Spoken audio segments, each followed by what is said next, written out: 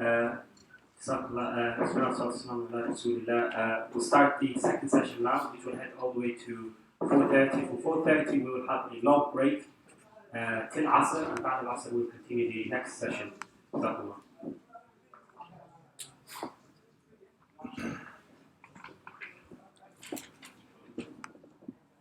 الحمد لله رب العالمين والصلاة والسلام الأتمان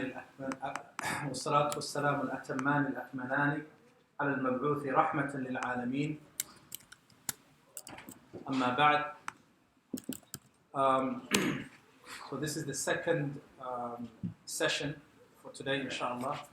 And in the previous session, we discussed the importance of al-kasb al-halal, the importance of earning your rizq through halal channels. We also discussed the dangers of riba, the ruling on riba, and the two types of riba, riba al-fadl, riba al-nasi'a. And then we discussed the ruling on currency exchange, when a person trades in currency or different currencies. And we mentioned the fatwa of al-lajna da'ima. And then we continued and mentioned how banks make money and the concept of money in Islam, and how it differs to the concept of money in conventional finance. And now, inshallah ta'ala, we will continue with part 2. And the next topic is the interest rate. Okay, an interest rate. This is a term that we all hear all the time. So what exactly is an interest rate? Basically, interest rates, they indicate the price at which you can borrow money. Okay? So if you borrow money, and say, for example, the interest rate is 5% a year, it's going to cost you 5% of the amount that you borrowed to do so. Obviously, all of this is haram, but this is just to know how banks work and find out the different turuq that they use to charge you interest. Right? So you have to, not only do you have to pay back the interest, you have to also pay back the principal. Okay, so say for example you borrow £1,000 at 10% interest, and you are asked to repay this in 6 months.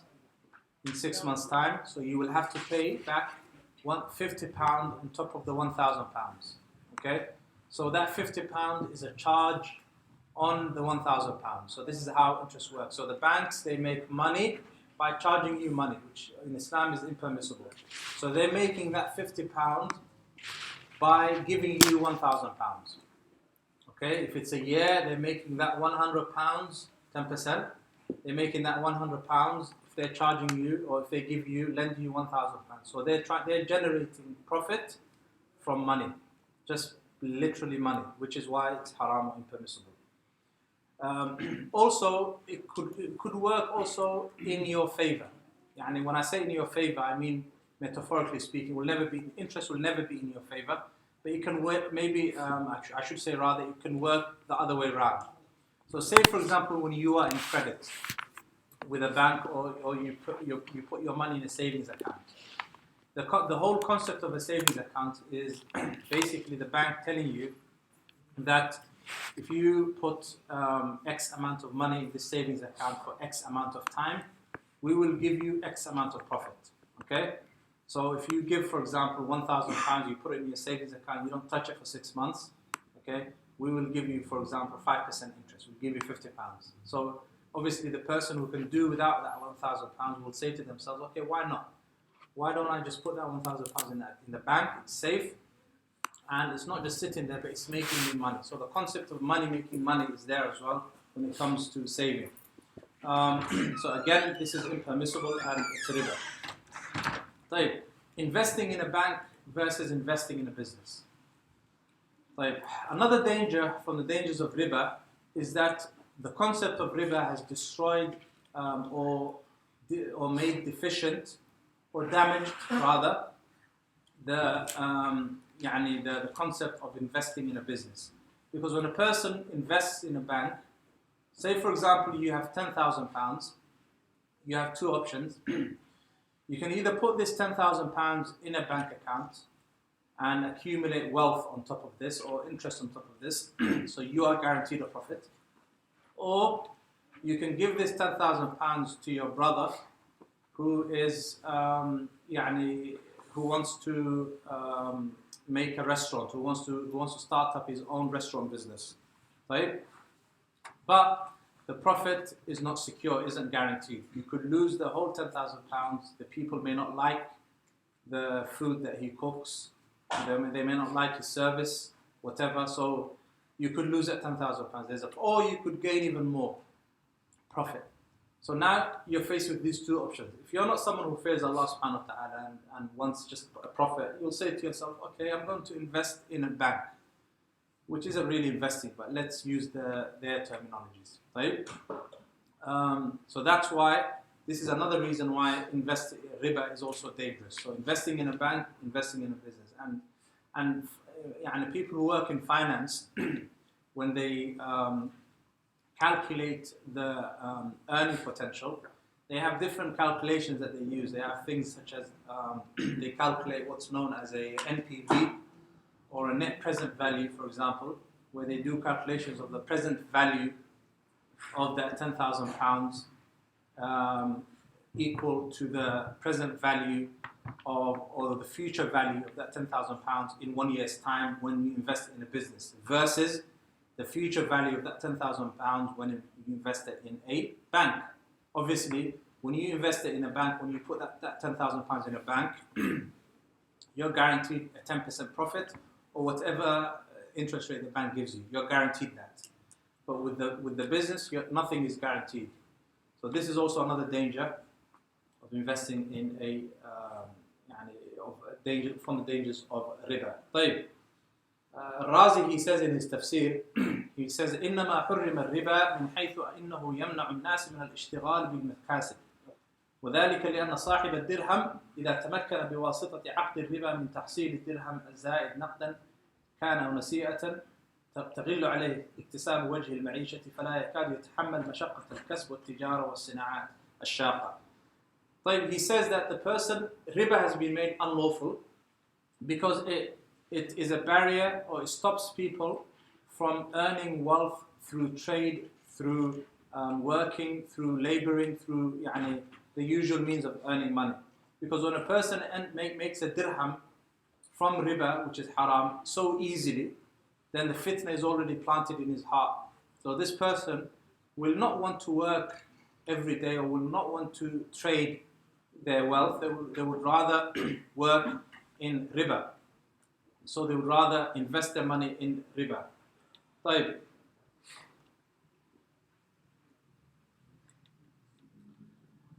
And a German economist who worked in 1953, he said in Dimashq in Syria, he said, إنه بعملية رياضية غير متناهية يتضح أن المال في الأرض صائر إلى عدد قليل جدا من المرابين. This is 1953. Yeah? He says that through careful mathematical calculations, through careful, endless mathematical calculations, it is apparent and clear that the wealth that is in this earth, the money that is in this earth, will only go, or will only end up with a minority, or a small minority of people, from those people who deal in usury or riba. This is his statement. Why? He says, ذلك أن الدائن الرابي دائما في كل عملية بينما المدين معرض للربح والخسارة. He says, because the one who lends through interest, or with interest, in every transaction, this person is at an increase, is at a profit. This person is guaranteed a profit.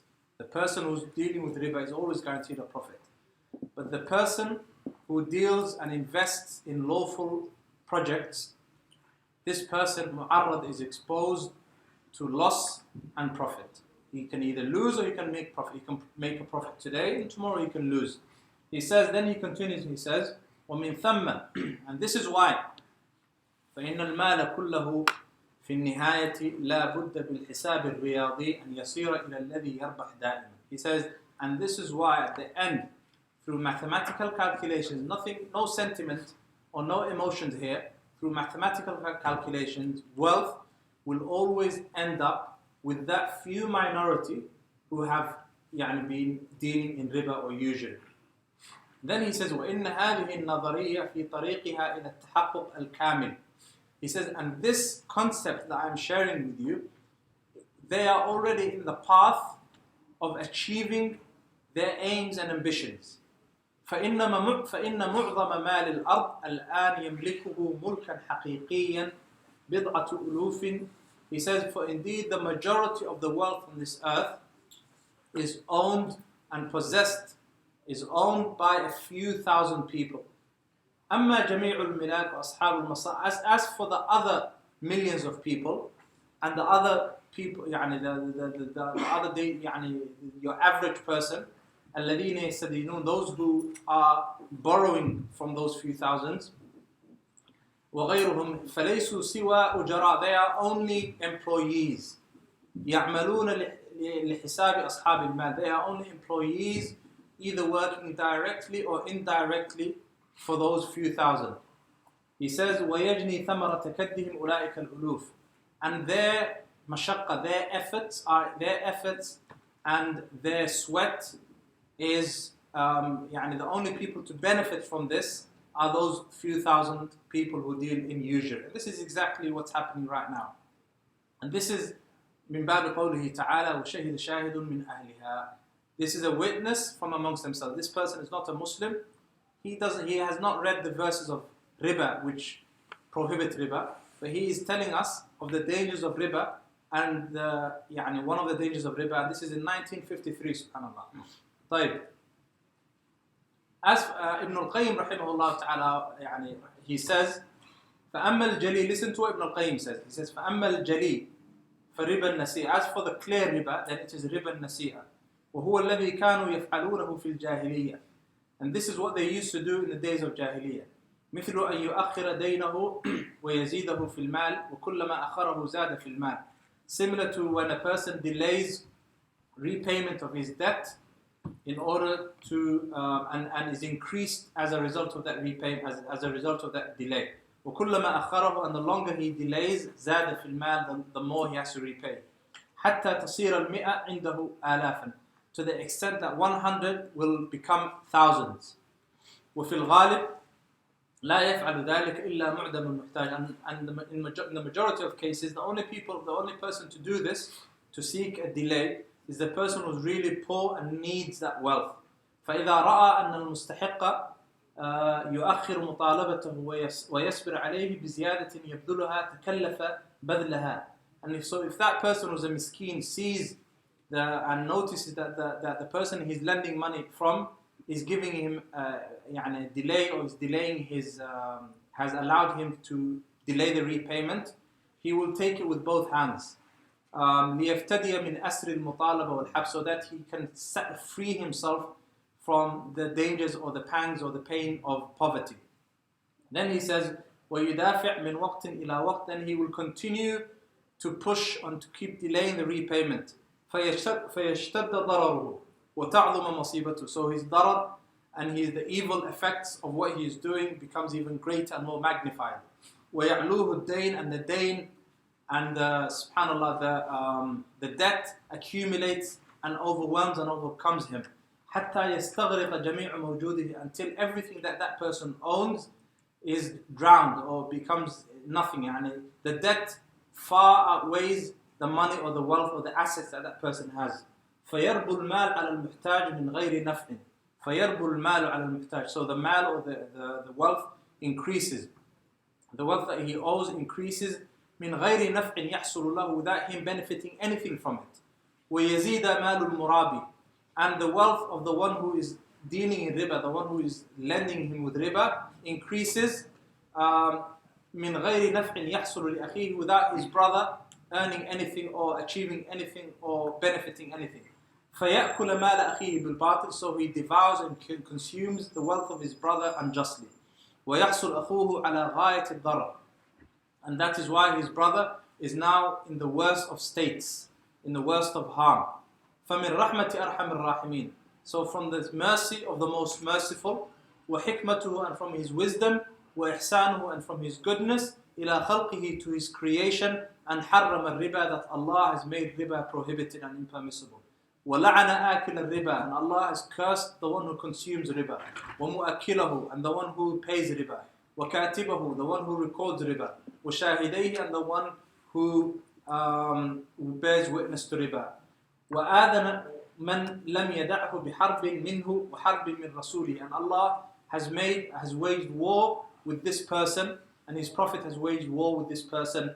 وَلَمْ يَجِئْ مِثْلُ هَذَا الْوَعِيدِ فِي كَبِيرَةٍ غَيْرِهِ, and this warning has not come or has not been mentioned in any other major sin.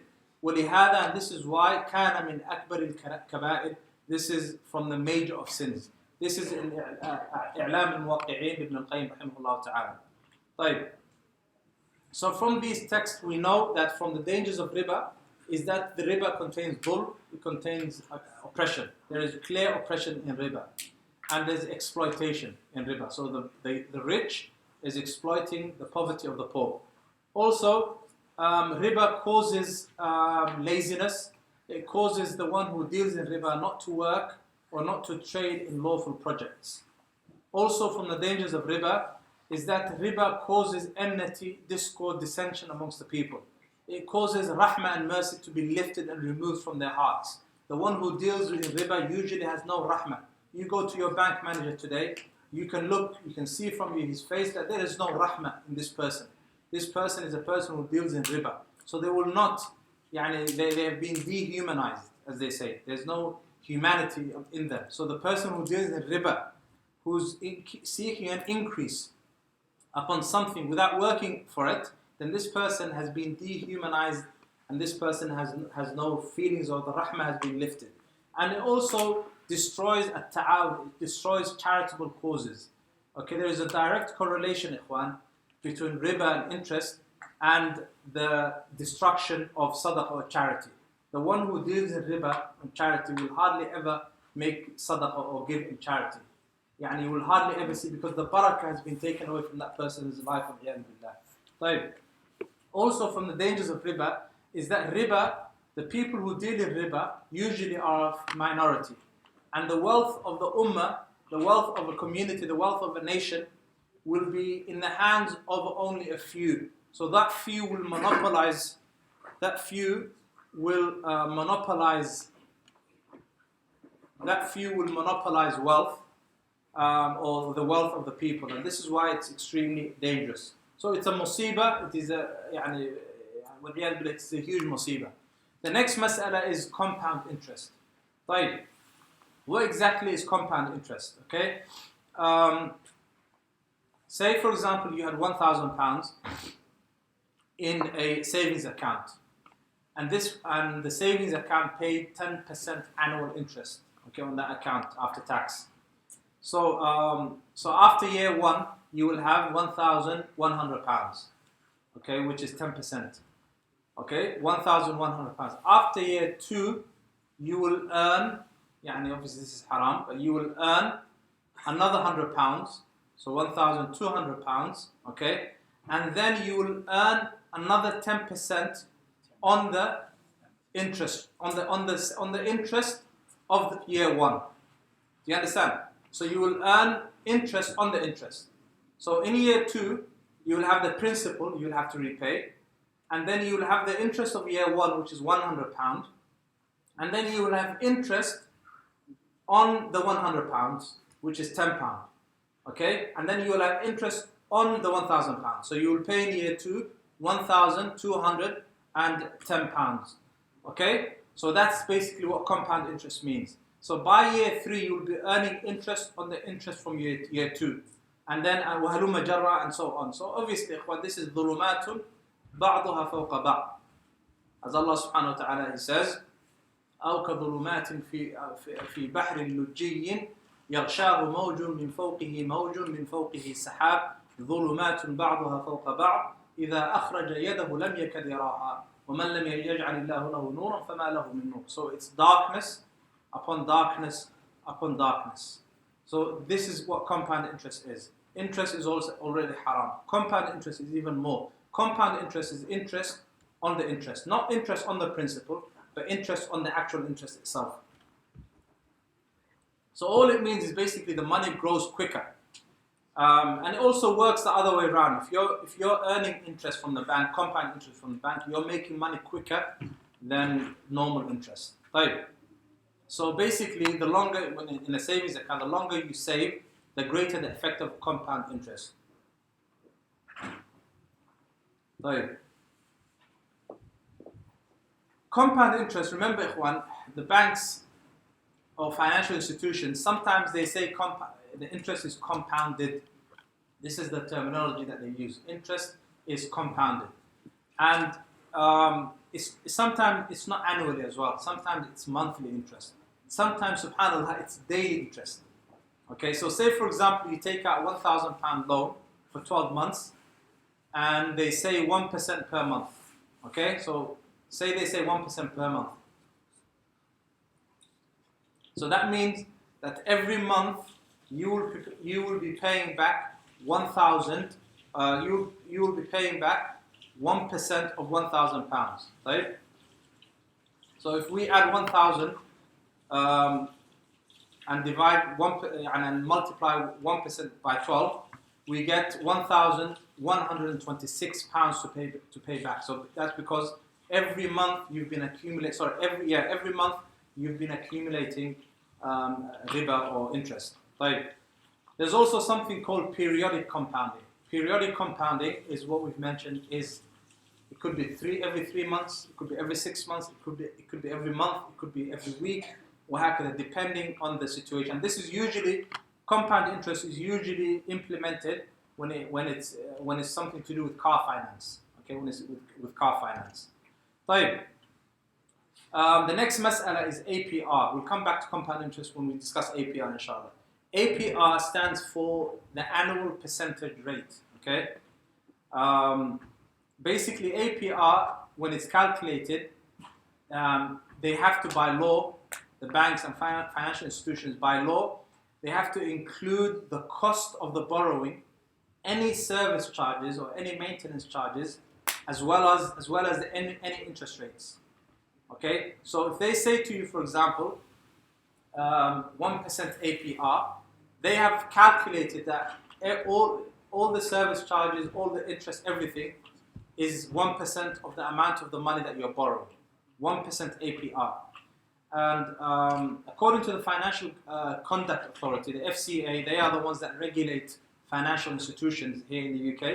They say that you can use APR to compare different credit and loan offers. So the APR takes into account, this is from their website by the way, they say that the APR takes into account not just the interest on the loan, but also other charges you have to pay. For example, any arrangement fees.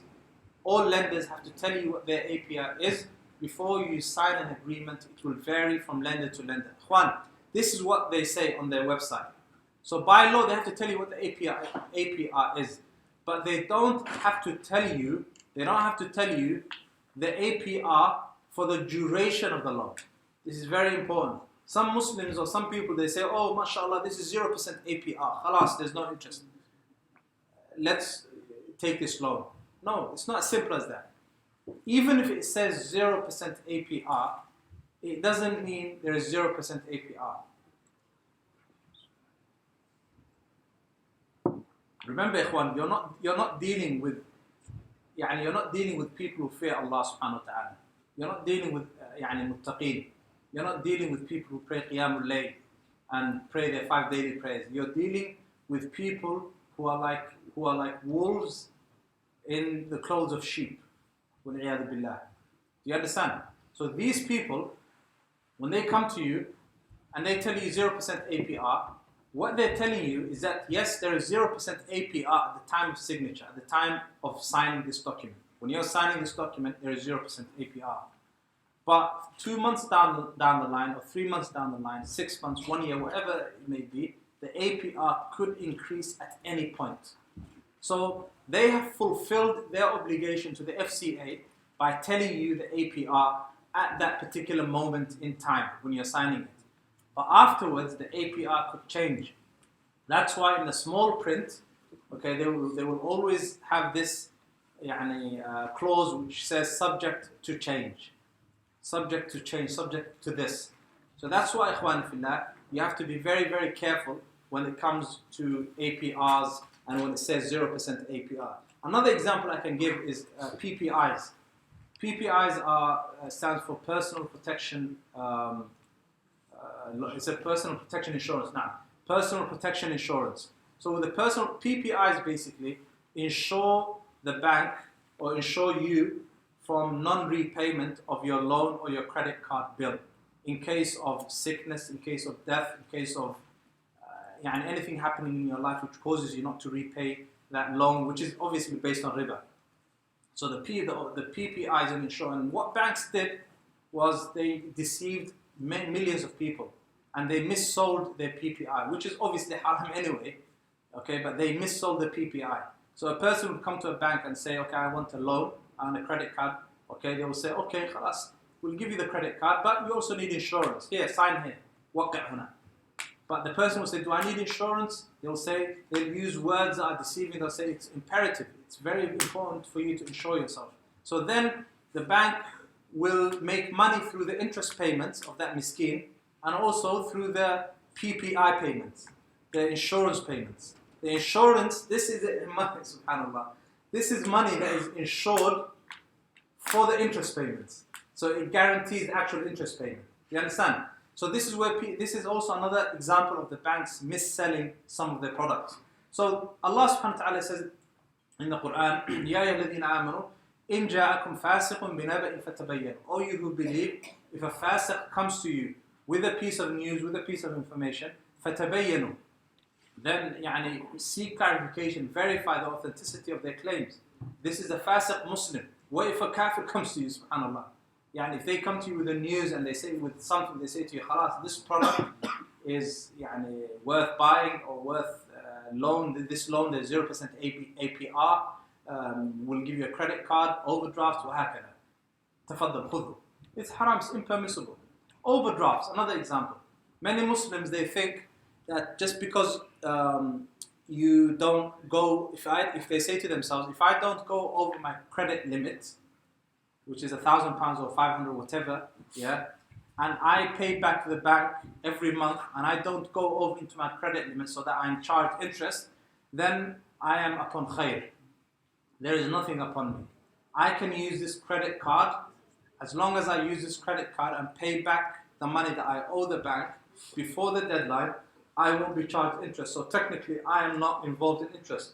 This is also min talbis iblis. This is from the deceptions of the shaitan. Why? Because every kullu shartin, every condition that is in the contract, that is a condition which is haram, impermissible, becomes void, and it destroys the whole contract. Okay? Because the Prophet ﷺ said, "Al-Muslimuna ala shurutihim illa shartan ahalla haraman aw harrama halalan."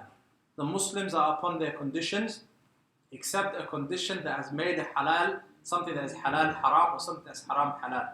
So this now condition is a shart ribawi.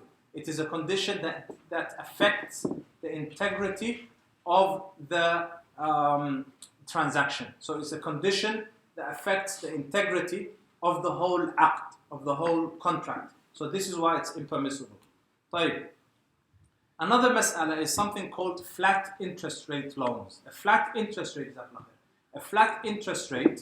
is used most often by car dealers. Okay, so basically they call it flat interest to make it sound cheaper. So you have APR. When they weren't making enough money through APRs, they invented a new scheme called flat interest rates. Okay, so a flat interest rate, from the name you can tell it's something flat, meaning it's added, it's normal. So they call it flat interest rate. So they're trying to make more money than before. Right. So an example of a normal APR with a car finance or with a car dealer, is, say for example, you borrow £5,000 over 5 years. Okay, so say you borrow £5,000, okay, from the bank to purchase that particular car, sayara. Okay, so the bank says to you, we will lend you this £5,000 over 5 years. Okay, and there's 6% APR. There's 6% APR. What this means, is that you will be charged interest on the amount remaining after 5 years. So say, for example, after 5 years, you have £1,000 remaining to pay. That 6% will be charged on the £1,000, not on the £5,000. Do you understand? Obviously, it's still haram. So you're going to have to pay back £800. So you have to pay back £5,800 after 5 years. Right? With a flat interest rate, okay, it's more dangerous, because with a flat interest rate, you are charged interest on the whole amount, on the £5,000, not just on the remaining amount. So you have to pay back £1,500 based upon 6% interest. So you have to be very careful. Even the kuffar, the non-Muslims know, and those who've studied know that flat interest rates are a no-go. You don't go near flat interest. You don't go near interest, riba, generally speaking. But even with their finance, or those who deal with conventional finance, they will tell you that APRs are better than flat interest rates. Although in Islam, all of this is haram and impermissible. Right. So what's the solution, ikhwan? The solution is very simple, ikhwan. The solution is that we as Muslims need to abstain from riba, qalilihi wa kathirihi, daqiqihi wa jalilihi. You have to abstain from riba, whether it's a small amount of riba, whether it's a large amount of riba, whether it's intricate, whether it's anything. If you have any doubt as to whether the transaction is halal or haram, then always err on the haram side. Always to say to yourself that this transaction, look for the proof or evidence. Look for, go and investigate the matter before, inshallah ta'ala, you pass a judgment.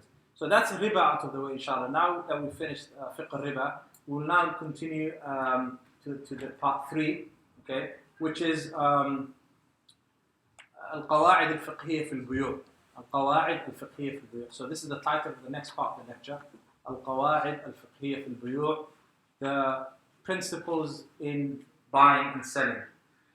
Every human being that has lived on this earth, or that has lived on this earth, or every person buys and sells. Selling and buying is part and parcel of life. In order to live as an active member of society, then you have to buy and you have to sell. In order to live as an active member of society, you need to buy and you need to sell. So buying and selling is part and parcel of living, really.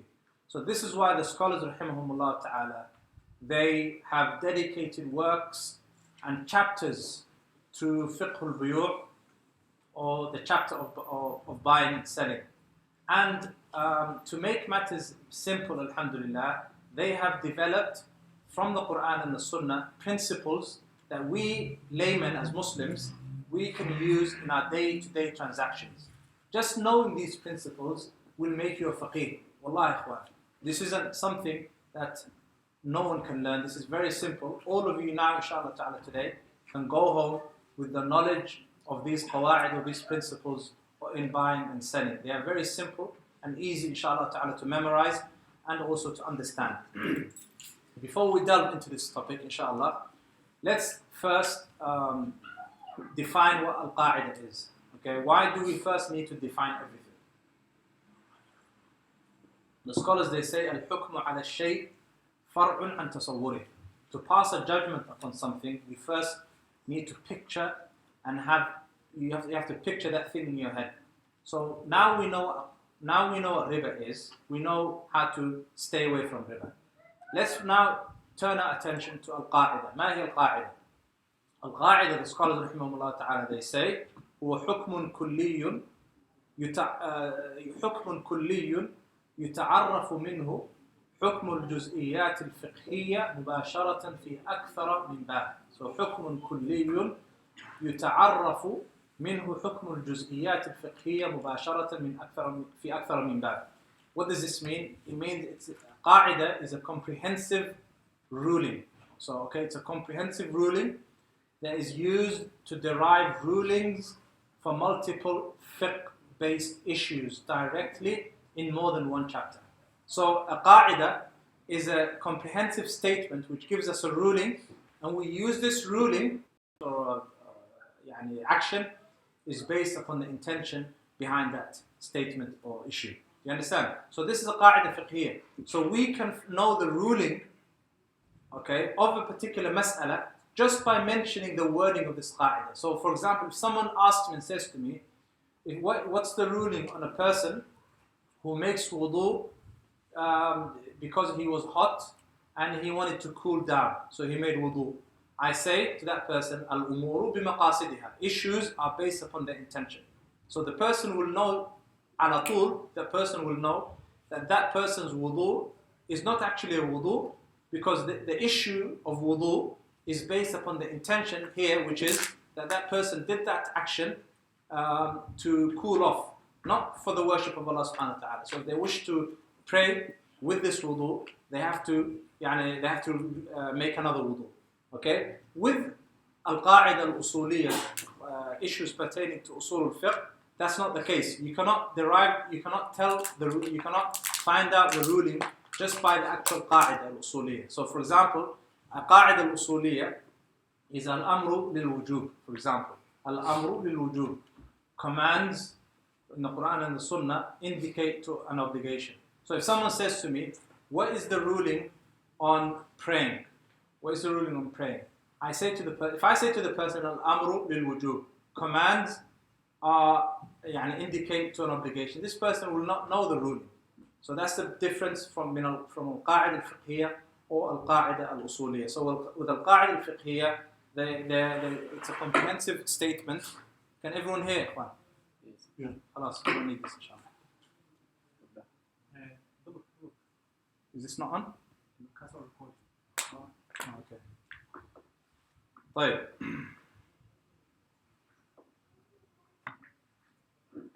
So that's what al-qa'ida means. As for al-qawa'id al-fiqhiyya, now we know what al-qa'ida means. Al-qa'ida basically means a pillar. Linguistically, it just means a pillar. It means, it means a pillar, and technically I've just mentioned it. As for al-qa'ida al-fiqhiyya, here the scholars rahimahullah ta'ala, they say, هي كلمات موجزة تتضمن حكما فقهيا ينطبق على مسائل كثيرة. Okay, they are comprehensive statements that contain a fiqh-based ruling which is applicable to numerous issues. So if you memorize these comprehensive statements, you will have hundreds and thousands of issues also memorized. If Allah has given you fahm and fiqh, all you need to do to memorize all of these hundreds and thousands of issues, because it's difficult. No one can memorize and every mas'ala by mas'ala, issue by issue. But you can memorize a qa'ida, a principle which encompasses all of these issues. You understand? So all of these issues go back to their qa'id or their principles. So as a faqih, as someone who Allah has given fiqh and fahm to, you have to know the qa'ida, and then you have to understand the qa'ida with the proofs and evidences so that you can put the rulings into them. Right. So that's what al-qa'ida, al-qawa'id al-fiqhiyya means. The next issue is al-bay'. Ma huwa al-bay'? Al-bay' obviously is buying and selling. Right? Linguistically, it is mubadalatu shay'in bi shay', exchanging something for something else. Al-bay' is exchanging something for something else. And the word bay' in the Arabic language تأتي بمعنى العطاء بمعنى الإعطاء وبمعنى الأخذ. It's one of those words which has double meanings. So it means to sell. The word bay' actually means to sell, and it also means to buy. Bi'tu kitabi. Okay, you can only find out from the context. Bi'tu kitabi can mean I sold my book, or it can mean I bought a book. Both. It can have both meanings. As for technically, the word bay' technically means, okay, this is the technical meaning of bay', مبادلة مال ولو في الذمة. مبادلة مال ولو في الذمة أو منفعة مباحة بمثل أحدهما على التأبيد غير ربا ولا قرض. What does this mean? It is the exchanging of wealth, whether it is on a liability but with guaranteed attributes, okay, or a beneficial manfa'a, beneficial usufruct for either one of the two on a permanent basis without it being riba or a loan. Okay, let's make this simple, inshallah ta'ala. Let's take it portion by portion. Mubadala. Right? So it's an exchange. Bay' can only happen when two people exchange something. You cannot sell to yourself. You can't sell something to yourself. So there has to be some sort of exchange. Mubadala to mal. What is mal? What is wealth? Al-mal, the scholars they say, هو العين المنتفع بها القابلة للملك. Al-mal or wealth is it is a tangible. It is something that is that can be used and can be owned. So bay' or mal is something that is of benefit. Is something that is of benefit and can also be owned. ولو في الذمة. Here the scholars, when they say ولو في الذمة, it needs to have a guaranteed attribute. They are basically, it means that you can either sell something that is in front of you, which is a spot sale. Okay, I sell you this car. The car is in front of you. Or you can sell something that is not present, but it has guaranteed attributes. So you can say, for example, I am going to sell you, and this is two types. Either you can sell something that is in existence, but not present. It's in existence, but not present. So I can say to you, Akhi, I have a house in Medina. I'm going to sell you my house in Medina. And these are its attributes. I either show you a picture, or I give you an attributes of the house that are accurate. Okay, so then the bay' we can buy and sell like this. So I say, give me £100,000 at that house in Medina, there's the keys. You haven't actually seen it, but I have given you guaranteed attributes. Right? So the attributes have to be guaranteed. If after you go to Medina you find out that the villa that I was telling you about is actually a flat and an apartment, then the bay' huna la yan'aqid. That transaction is false or void. Right?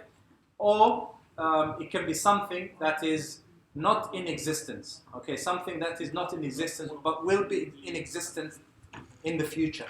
For example, it could be like project finance, for example. It could be a project or a bridge or a house that's not yet to be built.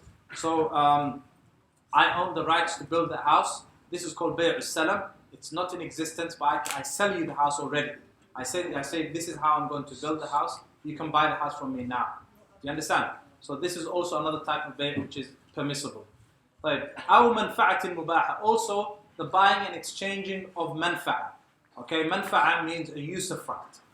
A use. Say for example, a manfa'a is basically it is the right to enjoy all the advantages that are derived from the use of something that belongs to another. So it's the advantages of that you can use that can be derived from using something that belongs to another person. It's called the manfa'a. An example of this is al-ijara, renting or leasing. Say for example, or bay' itself. Say for example, someone says to you, اشتريت منفعة المرور بأرضك. Can I purchase from you the usage or using the right to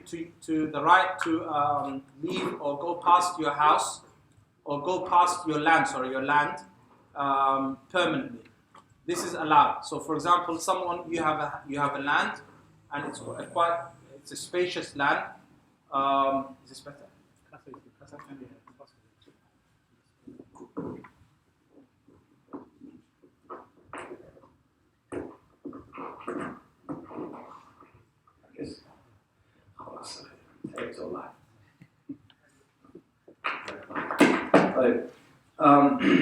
So if someone says to you, نريد أن نشتري منك منفعة المرور بأرضك. If someone says to you, we wish to purchase from you the right to physically pass your land from you, and for you to build so that we can make a road or a pathway that basically crosses your land. This is also permissible. This is a manfa'a. So this isn't ijara. This isn't a lease, because the ijara or lease or rent is temporary, or rather this is permanent. This is also manfa'a. So this is allowed. In the ta'rif we said مبادلة مال ولو في الذمة أو منفعة مباحة بمثل أحدهما. بمثل أحدهما means that bay' or buying and selling can be exchanging wealth, money, for a commodity. or it can be exchanging commodity for wealth, or it can be, for example, the exchange of a manfa'a, a usufruct, for wealth. As long as one taraf or one party has something that the other party doesn't, and one of them, for example, is either wealth and a commodity or a wealth and a manfa'a, then this is allowed. Added ta'bid means on a permanent basis. In order for something to be bay' or shira, then it has to be permanent. If it's temporary, it's not bay' or shira, but rather it's an ijara. غير riba ولا قرض, and it cannot be riba or qard, because technically buying and selling in interest is also bay', but it's not a bay' that is halal, it is a bay' that is haram, hence why it's called riba. طيب, ما هي الصفات اللازمة للبيع? The next مسألة is what is a unique characteristic of buying and selling? The scholars rahimahumullah ta'ala, they say that a unique characteristic of buying and selling, أن لا يضمن رأس المال وأن لا يضمن ربحه, that the person cannot guarantee something on a permanent basis. So for example, in bay' there's always a mukhatara, there's always some risk involved in buying and selling. So there is some sort of risk involved. So this risk, for example, could be that that the commodity that you've purchased, for example, may not be what you wanted, or maybe it may be something that you weren't looking for. So there's always some sort of risk, or the wealth that you have paid for that commodity, or the money that you've paid for that commodity isn't worth. The commodity isn't worth what you've paid for it. Right? So if the seller guarantees the capital, this is a word that we hear in fiqh all the time. ما هي المعاملة? The scholars. So we have al-mu'amala and we have al-mu'amalat al-maliyah. Al-mu'amala, the scholars rahimahumullah ta'ala, they say here al-ahkam al-shar'iyya al-munazzima li-ta'amul al-nas.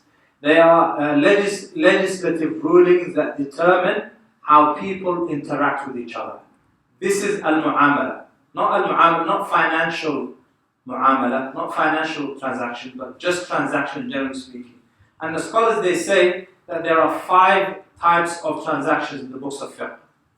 Okay, there are 5 types of transactions in the book of fiqh. Al-mu'awadat al-maliyya, al-munakahat, al-mukhasamat, al-amanat, wal-tarikat. That's 5. What do they mean? So these 5 transactions are financial transactions, marital transactions, judicial transactions, trust transactions, inheritance transactions. Okay? So what we are dealing with in these sessions is only financial transactions. Marital transactions are dealt with in nikah and talaq. Judicial transactions are dealt with issues pertaining to arbitration and al-qada. Trust transactions are issues pertaining to al-wadi'a and al-amanat وهكذا. Inheritance transactions are issues pertaining to al-mirath wal-wiratha. طيب. So the definition of financial transactions is this: الأحكام الشرعية المنظمة لتعامل الناس في المال. The legislative rulings that determine how people interact with each other in wealth. Okay, this is what we are discussing and studying today. Right. The next mas'ala is, what are the types of financial contracts? Know, ikhwani, that every bay' wa shira is based upon a contract. Okay, whether it is a written contract, whether it's a verbal contract, that's another matter. But they all have contracts, okay? These contracts, there are different types of financial contracts. These types of financial contracts are divided into different categories depending on the perspective that you look at them from. The first perspective is dividing financial contracts by looking at their hukum, by looking at their legislative ruling. This is very simple. Contracts are divided into 2 different categories: aqdun sahih wa aqdun fasid. A contract which is considered to be sahih, which is considered to be legislatively correct, and a contract which is considered to be corrupt. Okay, this is according to the majority of the scholars. The Hanafiya, the Ahnaf, they have a different third category which is called aqdun batil, and aqd which is batil. And the difference according to them between aqdun fasid and aqdun batil is that the aqd which is batil, la yumkin islahuhu. you can never rectify the aqd which is batil. As for the aqd which is fasid, according to the Ahnaf, you can rectify it somehow. But according to the Jumhur, you have aqd sahih, al-Maliki or Shafi'i or Hanabila, you have aqd sahih or aqd fasid. طيب. So al-aqd al-sahih, correct aqd is an aqd or a contract that it's a contract which does not contain a clause which is incorrect. Very simple. It does not contain a clause in the contract which is legislatively deemed as impermissible. Okay. As for al-aqd al-fasid, then it contains a clause which is legislatively incorrect or impermissible. Right. Here, I'm going to mention a very intricate mas'ala issue. An aqd or a contract can be sahih in itself. It can be correct in itself, but that doesn't mean it is allowed legislatively. An aqd can be sahih and it can also be impermissible. How is this? The scholars rahimahumullah ta'ala give an example, an-nikahu bi-niyyat al-talaq. A nikah, marrying a woman or marriage for the purpose of divorce, which is called nikah al-mut'ah. So if two people marry each other for the purpose of divorcing each other, and all the shurut, the conditions are met, the two guardians, there are two witnesses, the guardian's consent is sought, and they agree with each other to marry each other, but in secret, their intention is to divorce after 6 months, 1 month, 1 year, whatever, then this nikah, in the eyes of the people, it is sahih, but in the eyes of Allah subhanahu wa ta'ala, it is impermissible. So if the person who's doing the nikah finds out that this is their purpose or their intention of marrying, then it is upon that person to revoke that marriage contract. So the next perspective, we can also divide contracts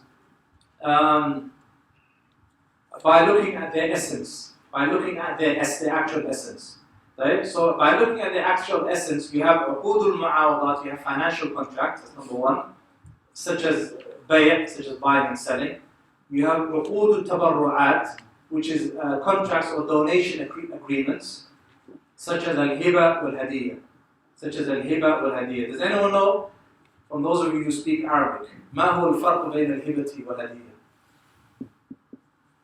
What's the difference between al-hiba wal-hadiyya, from those of you who speak Arabic? ما الفرق بين الهبة والهدية؟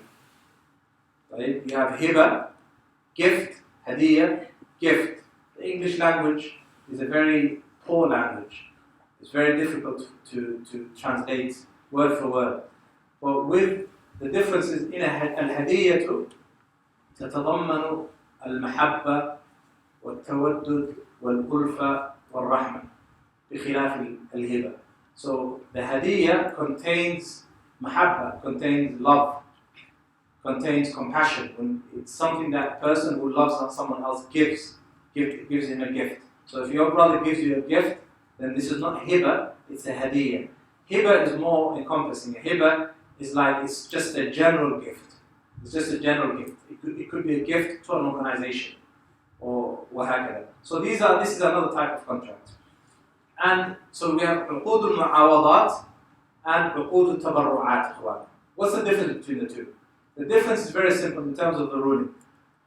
Uqud tabarru'at awsa' min uqud al-mu'awadat. Uqud tabarru'at, donation contract, the legislator, the shari', is less stringent and strict when it comes to stipulating certain conditions than financial contracts. For example, in uqud tabarru'at, in donation agreements, a person can donate something that is ambiguous, something that is anonymous, something that has some sort of uncertainty in it. Okay, so a person can say, I will donate to this masjid something.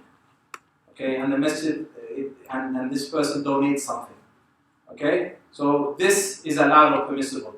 Whereas in uqud al-mu'awadat, in financial contracts, that cannot be the case. In financial contracts, a person cannot say, I'm going to sell you something. I have something in my left hand here, buy it from me for £10. Okay? Here it's ambiguous. You don't know there could be nothing in my hand. There could be a gold necklace in my left hand, which is worth thousands. You don't know. You understand? So this is why it's impermissible. طيب.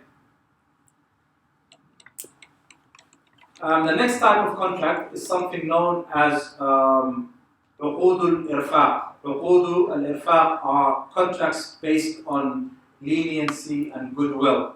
Okay, such as, any examples? Who can give me an example? Contracts that are based upon rahmah, mercy, goodwill. I'll sell you this car, give me the money when you got it. Okay, but is it buying and selling? Yeah, I'll sell you something. Don't worry about the money until you come. That's عقود المعاوضات. What you're trying to say is it's a loan then. You're giving that person a loan. You've got to pay for it. The scholars, rahimahumullah ta'ala, they give an example of a loan, a debt, a qard, as a goodwill contract, as a contract based upon يعني rifq and goodwill. What you've mentioned, akhi, is actually يعني impermissible. Why? Because there could be a dispute could arise. We'll mention later on, inshallah. A dispute could arise later on. So everything has to be upon bayyin. Unless you've given him the product for free, and you will see, that's another case. But as long as you want something from him, then there will come a time when you may need the money, and that person may say to you, but it's a contract which is never ending. So in that sense, either your haqq is taken from you or his haqq is taken from him. Right. So we'll talk about that later on, inshallah. The next mas'ala is عقود التوثيقات, contracts or pledge contracts. Right. Does anyone know what pledge is? No.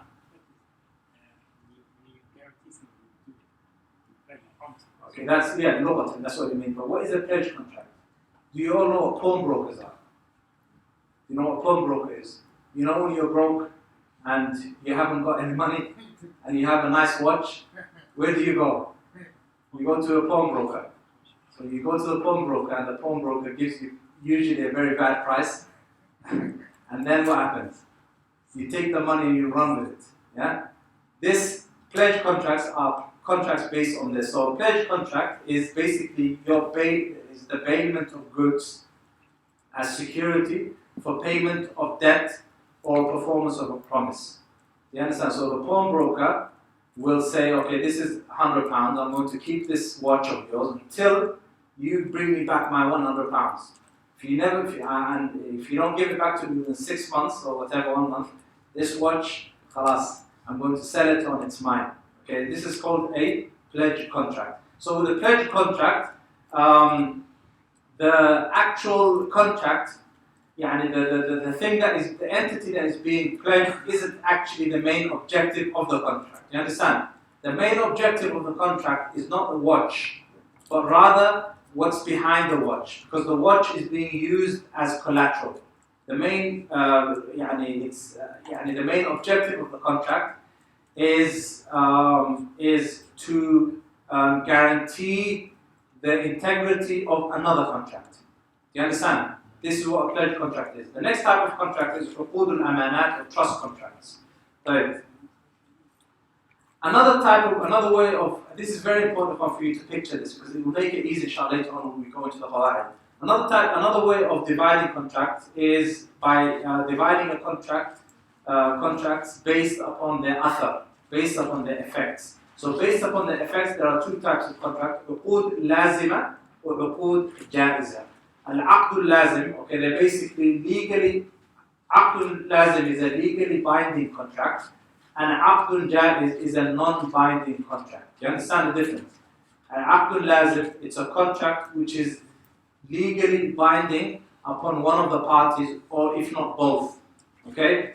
So a legally binding contract cannot be revoked by either one of the parties without the consent of the other. Like buying and selling. Say I buy a mobile phone from you. I come to you and I say to you, listen, akhi, I know I bought this phone from you. I know the act and the contract is finalized, but please give me back my money. I'm broke. I need money. I'm going through tough times.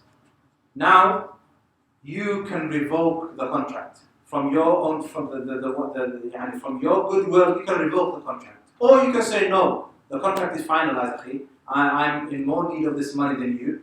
Assalamu alaikum. You understand? So this is also allowed. So this is called عقد لازم يلزم خلاص. If, for example, we enter into a lease agreement for 6 months, okay, then neither one of us, although you're the owner, can revoke the contract before the end of the lease. Okay? The next type of عقد جائز is not the case. عقد جائز is that one of the parties can revoke the contract. Okay? So, for example, in a pledge contract, the pawnbroker, okay, can revoke the pledge. He can give you back your watch. I say, I trust you. You pray 5 times a day. You're a good Muslim. Here, tafadhal, take your watch. He can do this. But you cannot revoke the contract. Do you understand? So this act or contract, it is lazim min taraf, jaiz min taraf. It is binding upon me, and it is not, it is non-binding upon the pawnbroker. Is that clear? So we have aqdun jaiz and aqdun lazim. We also have an aqd which is jaiz mutlaqan. It is a contract which can be revoked by either one of the parties, such as partnership contracts. A partnership. Me and you enter into a partnership in a business. Any one of us can revoke the contract بشرط واحد, with one condition, which is that the condition stipulated by the scholars is that one of the parties must not be harmed because of you revoking the contract. Right. Now that muqaddim is out of the way, we'll move on to the first قاعدة من قواعد البيوع وهو الأصل في البيوع الإباحة. Al-asl, the base origin for buyur, when it comes to buying and selling, is that it is mubah, is that it is permissible. So what's the fa'idah of this? The fa'idah of this is that when we say al-asl fil buyur al-ibaha, we are saying that a Muslim does not need to look for an evidence or a proof when it comes to a particular financial transaction, because the asl is that it is mubah. Okay? The onus of proof is upon the claimant, the one who claims it is otherwise. The onus of proof is upon the one who says, Akhi, 1 second. Ya akhi, stay. This transaction is haram. Okay? You say it's halal, he says it's haram. The proof is upon the one who says it's haram, not the one who says it's upon halal. The reason for this is that al-buyu'u min al-adat. Okay? Buyur, or buying and selling, are from the normal things that Allah has made halal for us on this earth. Allah says, هُوَ الَّذِي خَلَقَ لَكُمْ فِي الْأَرْضِ جَمِيعًا. He is the one who created for you, He is the one who created this earth for you, to utilize it, to benefit from it. Right. Also, Allah subhanahu wa ta'ala says, وَأَحَلَّ اللَّهُ الْبَيْعَ وَحَرَّمَ الرِّبَى. Allah has made bay' halal and He has made riba haram. And Allah subhanahu wa ta'ala says, إِلَّا أَن تَكُونَ تِجَارَةً عَنْ تَرَاضٍ مِنْكُمْ. طيب. And the Prophet sallallahu alayhi wa sallam, he says, إِنَّمَا الْبَيْعُ عَنْ تَرَاضٍ, in hadith narrated by Ibn Hibban or Ibn Majah, and he has been authenticated by Shaykh al-Albani fi Irwa al-Ghalib. He says, إِنَّمَا الْبَيْعُ عَنْ تَرَاضٍ. Indeed, bay', buying and selling, is عَنْ تَرَاضٍ, is by mutual consent. Right? So it means that the asl of bay' is that it is halal as long as it is done through mutual consent. Right? So these are the evidences, the proofs for this. So let's look at some examples of buyur, of buying, of sales or transactions that take place nowadays, and try and implement this qa'idah, try and implement this qa'idah or this ruling through these masail. The first mas'ala is bay' al-taqsir. Okay, installment sales. Bay' al-taqsir are installment sales.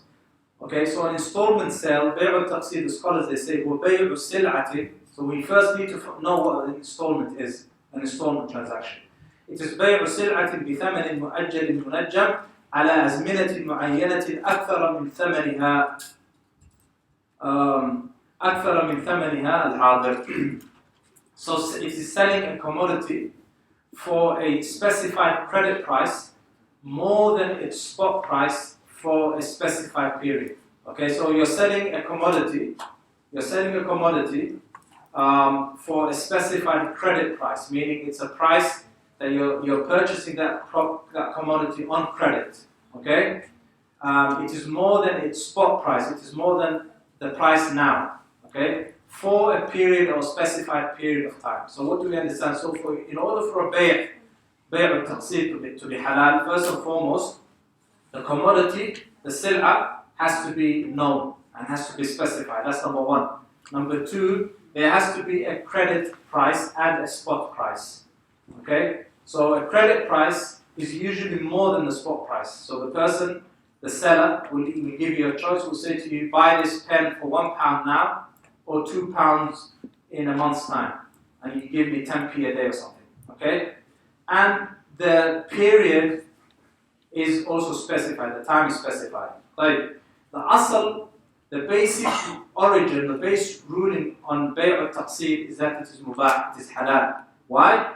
Because al-aslu fil buyu' al-ibaha, al-aslu fil buyu' al-ibaha, ma lam ya'ti dalilun yamna' dhalik. As long as no evidence comes diverting that or changing that asl from halal to something else. Like, however, nowadays, installment sales have different surah. There are different types of installment sales. So I'm going to mention three of them. Number one, this is one scenario in installment sale. A person comes to a gold shop and he buys a set of gold. Okay, and this gold, qimatuhu al-hadira, its spot price is 100,000. Okay. Its spot price means if he buys the gold now, it's 100,000 pounds. So the seller of the gold says, I will sell it to you for 150,000 pounds on credit. Okay, on credit, and you buy it, you can pay me in installments for a period of 12 months. And then you say to yourself, the asl of buyu' al-ibaha. Okay, what's the ruling on this sale transaction? Anyone? The ruling on this sale transaction, Ikhwan, is that it is impermissible. La yajuz. It is haram. Okay, why? Because the Prophet ﷺ said, remember the hadith, yadan biyad, when it comes to dhahab bil-dhahab. The Prophet ﷺ, he said hand for hand. So here, we cannot buy gold or silver or anything of monetary value, okay, on credit. You can't buy gold for gold on credit. You cannot purchase silver for silver on credit. You cannot buy pound for pound on credit. Okay? So here, because we have a dalil and a proof from the hadith of the Prophet sallallahu alaihi wasallam, يصرف هذه المسألة من يعني أصلها إلى التحريم يعني نصير إلى هذا. So because we have this hadith, we have now diverted the asl. We've taken this the asl of bay' al-taqsid is halal, but this surah, this situation itself is haram, although it's bay' al-taqsid because of the proof that I've mentioned. So this is one surah. The next scenario is if a person says to you, and he says, I will sell you my car, I will sell you this car, I have a nice BMW, okay, it's black and it's with tinted windows and whatever, and all of the nice things in cars, I will sell it to you on credit in installments, okay? So you can either have it for 1 year for £120,000 or for 3 years for £150,000 or for 4 years for £200,000. And then you say, Khalas qabilt, I accept, and the transaction is finalized. What's the ruling on this? Again, the ruling on this is that it is la yajuz, this is impermissible. This type of bay' or transaction is impermissible. Why is it impermissible? Because there is a mani' min mawani' shar. There is something legislatively wrong with this bay'. Why? Because min shurut al-bay', min shurut sihhat al-bay', okay, is that the thaman labda yakun mustaqirran. From the conditions for a bay' to be correct is that the price has to be fixed. The price has to be fixed. Here the price wasn't fixed, and the price is actually majhul.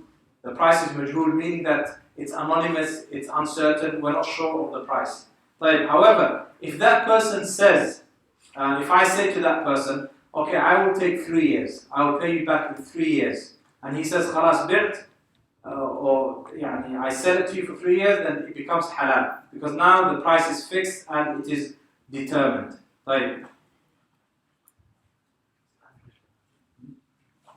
طيب إن شاء الله تعالى نقف عند هذا الحد. We'll stop here إن شاء الله تعالى. We'll continue after the break, which is what time? Right? What time is Asr? Yeah. So we'll inshallah ta'ala continue after Asr inshallah ta'ala. صلى الله وسلم على نبينا محمد وعلى آله وصحبه أجمعين. Inshallah, refreshments are provided at the back, those who want it. The lesson will continue starting after 5:45, after 5:30, and the lesson will continue after 5:45.